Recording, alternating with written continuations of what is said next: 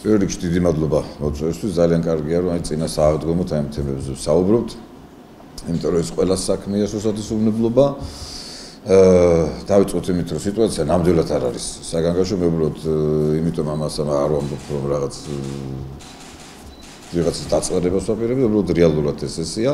არის რა თქმა უნდა გამოწვევები, თუმცა ისეთი გამოწვევებია, რომლებიც ჩვენ თვითონ შეგვიძლია მომხმარებლებმა საკმაოდ მარტივად გავართვათ თავი. აი პირველ რიგში რა თქმა უნდა ისევ გავმეორდები და ვიტყვი რომ უპირველესი პრობლემა რჩება გარე ვაჭრობა, ეს გახლავთ უკონტროლო სურსათის კიდვა, განსაკუთრებით კი ეს არის მალეფუჭებადი პროდუქტები. აი ახლა ამ მომენტისთვის ეს ამას დაემატება ხორცს და ყველს დაემატება დიდი რაოდენობით კვერცხი კიდევ. Ну, აქაც შემიძლია მოსახლეობა დავამშვიდო, იმიტომ რომ კვერცხის შეღებისას ტემპერატურა საკმაოდ მაღალ დიდხანს ნარჩუნდება მაღალი ტემპერატურა და შესაბამისად წითელი კვერცხით მოშხამვის შემთხვევები პრაქტიკულად არ არსებობს. ძალიან ცოტაა თუ არის ესეთი შემთხვევები, თუმცა მაინც აუცილებელია რომ ვეცადოთ პროდუქტები შევიძინოთ იქ, სადაც ის უნდა იყიდებოდეს. ანუ ეს არის ის მარკეტების ქსელი და ის სავაჭრო ობიექტები, სადაც შენარჩუნებული არის ის ტემპერატურული რეჟიმი და ის გარემო, რომელიც საშუალებას გვაძლევს დავრწმუნდეთ, რომ ჩვენ ვყიდულობთ უვნებელ პროდუქტს. ეს ამაში გულისხმობ, რომ ის არის დაცული, ის არის შეფუთული, ის იმყოფება სპეციალურად დაცულ გარემოში, რომელსაც თითით შეხება ვერ მოხერხდეს და ასე შემდეგ. Ну, მოკლედ არის ისეთი ელემენტარული ცოდნა გვჭირდება, რაც მე ვფიქრობ, რომ მოხმარებელთა უმრავლესობა მიცის. ბოლო სკანდალებს რაც შეეხება, მე პოზიტიურად შევხედავდი ამას და ვიტყოდი, რომ ძალიან კარგია, რომ საზოგადოება საკმაოდ სწრაფად და მალე ჩაერთო ამ თემაში. მე ვიტყოდი, რომ საკმაოდ უფრო განვითარებული არის და უფრო მცოდნია დღეს ჩვენი მომხმარებლები, ვიდრე 10 წლის წინ იყო. მე თვითონაც მინახია და რაღაცნაირად სიამოვნებს, როდესაც ვინმე რაღაცას ყიდულობს და ამ დროს ეტიკეტს ათვალიერებს, უპირდება. ეს პირველ რიგში ყველამ უნდა გავაკეთოთ ეს, სანამ რაიმე პროდუქტს შევიძენთ. ის პროდუქტი, ის ელემენტარული ინფორმაცია, რაც ჩვენ შეგვიძლია ეტიკეტიდან მივიღოთ, აი მაგალითად ტემპერატურული რეჟიმი, მისი წარმოების და ვადები, წარმოების თარიღი და ასე შემდეგ. ეს ჩვენ თვითონაც შეგვიძლია შევაფასოთ, ხო, რომ უკვე იქ ინგრედიენტები დაუშვათ შეიცავს რა გლუტენს, აი მაგალითად ვისაც ამაზე პრობლემა აქვს და ასე შემდეგ. ეს უკვე სოციალიზმის ეროვნული სააგენტოს სახელმწიფოს პრეროგატივაა, იმიტომ რომ ისინი უფრთხილდებიან არა მხოლოდ სურსათის უვნებლობას, არამედ მომხმარებელთა უფლებებსაც იცავენ. შესაბამისად, ის ინფორმაცია, რაც არის ეტიკეტზე, სრულად უნდა შეესაბამებოდეს შიგ-თავს. რაც შეეხება რძის სკანდალს, ეს თავიდან დაიწყო ფრინველთა ექსკრემენტებით, კარგად მოგეხსენებათ. ალბათ უკვე ბევრი ითქვა ამაზე და მოკლედ გეტყვით, რომ ეს აპრობირებული მეთოდია ბევრ ქვეყანაში, თუმცა უბრალოდ რომ ვიცოდეთ, რატომ აჭვენ ექსკრემენტებს. ექსკრემენტებს აჭვენ, იმიტომ რომ ეს არის იაფი პროტეინის წყარო. ეს არის ძალიან იაფი. მისი შემცველობა უტოლდება იონჯას, მისი ყუათიანობა, ესე ვთქვათ, ღირს 10-12 შეიძლება უფრო მეტი ჯერ უფრო იაფის და შესაბამისად ეს საკმაოდ ესეთი ფუფუნება არის მწარმოებლებისთვის, ესეთი იაფი პროტეინის წყაროს ფრინველისთვის მიცემა, თუმცა ამის ფრინველისთვის მიცემას გააჩნია, ანუ ექსკრემენტების ფრინველისთვის მიცემას გააჩნია თავისი წესები. ის აუცილებლად უნდა შემოწმებული იყოს. და ახლა რომ ვამბობთ ხოლმე რომ ამერიკაში ეს დაშვებულია, ეს ამერიკაში დაშვებულია, იმიტომ რომ ის საიდანაც მიიღება, იქ არ გამოიყენება ის ანტიბიოტიკები, ან ხდება მისი ხდება მისი შესაბამისი დამუშავება, მისი გამოშრობა, ან საჭირო გახდა წამადუღება და მხოლოდ ამის შემდეგ მიეცემა ის პირუტს. ეს რაც შეეხება გამოშვებას და წამოდგებას, ეს შველის იქ არსებულ მიკროფლორის, ანუ იქ არსებული პათოგენური ორგანიზმების განადგურებას, ხოლო რაც შეეხება ანტიბიოტიკებს, მას ვერ წამოდგება, ვერც გაფილტრა და ვერც სხვა ვერაფერი ამას ვერაფერს ვერ შველის, შესაბამისად ჩვენ უნდა ვიყოთ დარწმუნებული, რომ ეს პროდუქტი, ანუ ქვეშ საფენი, რომელიც გამოიყენება მე ამერიკას გულისხმობ, თორე საქართველოში საკაზაკული არის ანტიბიოტიკებისგან თავისუფალი.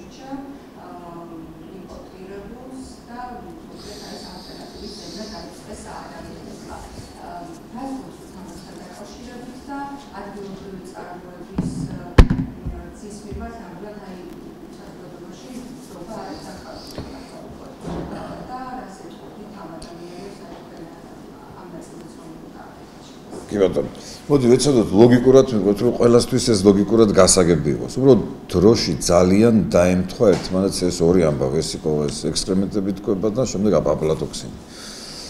ჩვენ არ უნდა დაგვავიწყდეს, რომ ეს არ არის ერთჯერადი კვლევა, რომელიც ჩატარდა სახელმწიფოს, ეს ყოველ წელს ტარდება, ზოგჯერ წელიწადში რამოდენიმეჯერ.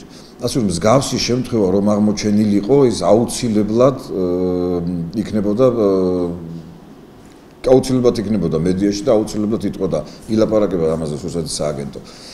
ანუ ჩვენ შეგვიძლია ძალიან მშვიდად მივირთვათ ეს პროდუქტები, იმიტომ რომ რუსეთის სააგენტომ დროზე აღმოაჩინა, შესაბამისად ეს გაწეული იქნება, იმიდან რა ქვია, ბაზრიდან, ხოლო რაც შეეხება ამდენი წელია ვაჭმევდი და ეს პრობლემა იყო, ეს ნამდვილად არ არის. შარშანაც შემოწდა, შარშან წინაც და იმის წინაც და ყოველ წელს ტარდება შემოწება, ასე რომ არ აღმოჩენილა, ხო არ ყოფილა ამაზე საუბარი.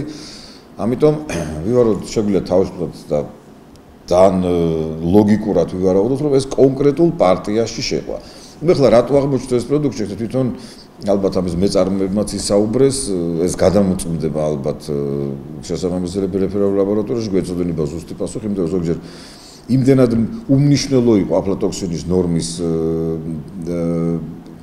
ნორმაზე ოდნავ იმდენად უმნიშვნელოდ მეტი იყო, რომ ის ვერანაირ ზიას ადამიანს ვერ მიაყენებს, აბსოლუტურად გამორიცხულია. თან ისიც გაითვალისწინეთ, რომ მაგალითად ამერიკის შეერთებულ შტატებში, იგივე ავსტრალიაში მაგალითად, ეს 10-ჯერ მეტია დაშვებული, ვიდრე ევროკავშირში. ევროკავშირში საკმაოდ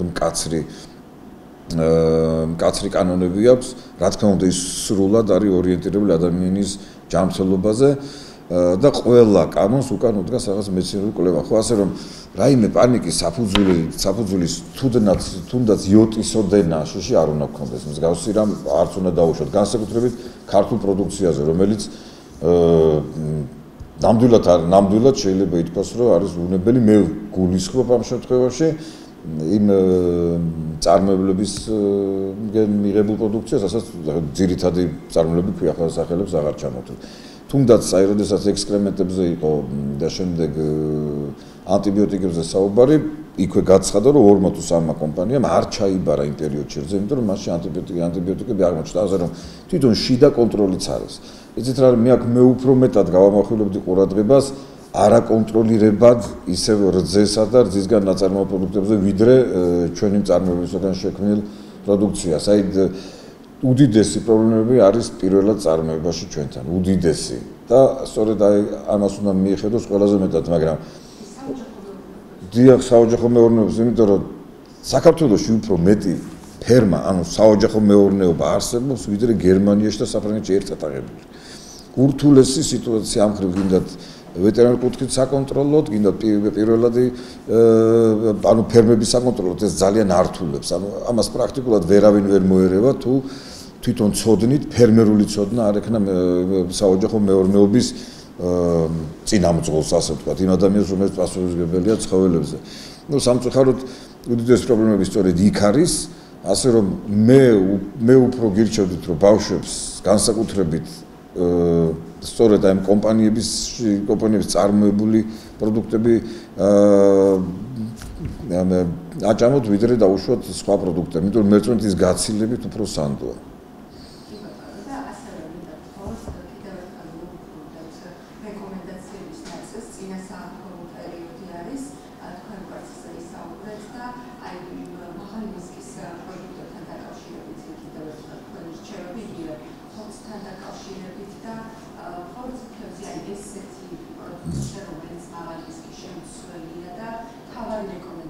კი ბატონო.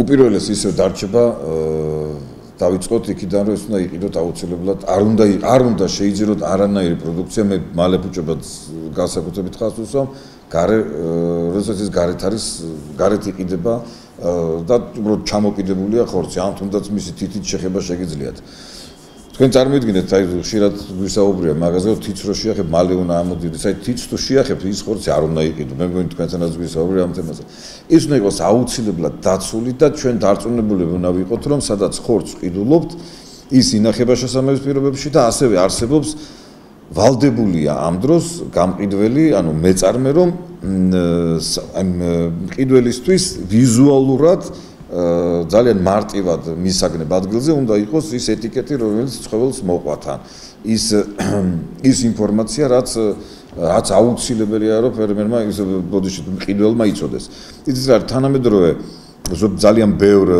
სასაკლაოს და ბევრ სუპერმარკეტში ნახო რომ QR კოდიც კი მოყვება ცალკედ მას დაანათებთ და ის განახებთ კიდევ დამატებით ინფორმაცია ფერსაც კი გეტყვით პირუტყვისას ასაკს სქესს დამატებით იცით რა ეს თქვენი უფლებებია იმიტომ რომ უნდა იცოდეთ სრული ინფორმაცია თუმცა ეს შეიძლება აუცილებელი არ არის მაგრამ ის რომ ტემპერატურული რეჟიმი დაცული უნდა იყოს ის რომ ის აუცილებლად სასაკლაოზე უნდა იყოს დაკლული სასაკლაოზე თუ არ არის პირუტყვი დაკლული ის ჩათვლით პოტენციურად საშიშია თქვენი ორგანიზმის საით ცოტა ხნის წინ ჩვენ საუბრობთ ტრიქინელოზზე ხო სწორედ აი აქედან მოხდა როდესაც ცხოველი დაკლეს სასაკლაოს გარეთ და შემდეგ აღმოჩნდა უკვე ის სუფრაზე ანუ შესაბამისად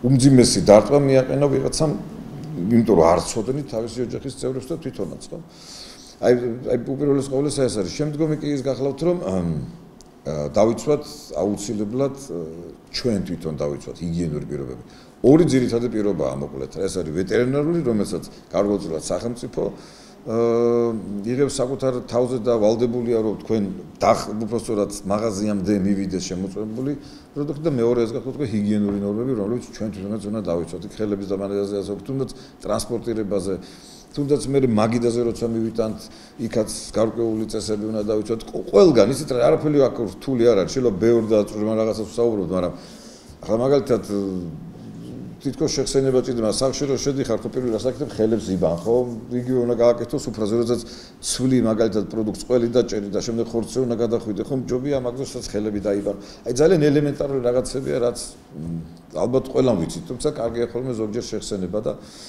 ახლა იმის შეშინებაც არ არის სწორი რომ იცი რა წვადი თუ რაღაც თერმულად არ დავამუშავეთ რაღაც ესეთი არა შევიძინოთ იქ სადაც უნდა იყიდებოდეს უნდა იყოს შემოწმებული ვეტერინარის მიერ და შევწვით წვადები და შეგიძლიათ დამეძახოთ მეც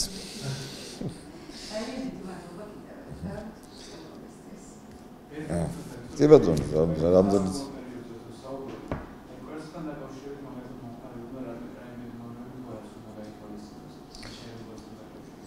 კვერცხი იცით რა მოგლედ კვერცხზე ბევრი რაღაცის თქმა შეიძლება უკვე არ ვიცი გახსოვთ თუ არა რომ როდესაც ჯერ როგორ უნდა ჩავდოთ მაცივარში ვიცით ის აუცილებლად ეს წვეტიანი მხარე კონუსი უნდა იყოს ყოველთვის ქვევით მას თუ კვერცხის არ გაუტეხია ვიცით რომ ქვევით საჰაერო აფრიკა ხო ის არ უნდა მოვაქციოთ დაბლო რომ მასზე დაწოლა არ იყოს უბრალოდ ეცადეთ რომ ქვევით წვეტიანი მხარე ქვევით იყოს თუ გახსოვთ ადრე ბებიები გაზეთებში ახვედენ და ისე ინახავდნენ ხოლმე ყოველთვის წვეტიანი მხარე ქვევით იყო ის გარკვეულწილად ახანგრძლივებს მის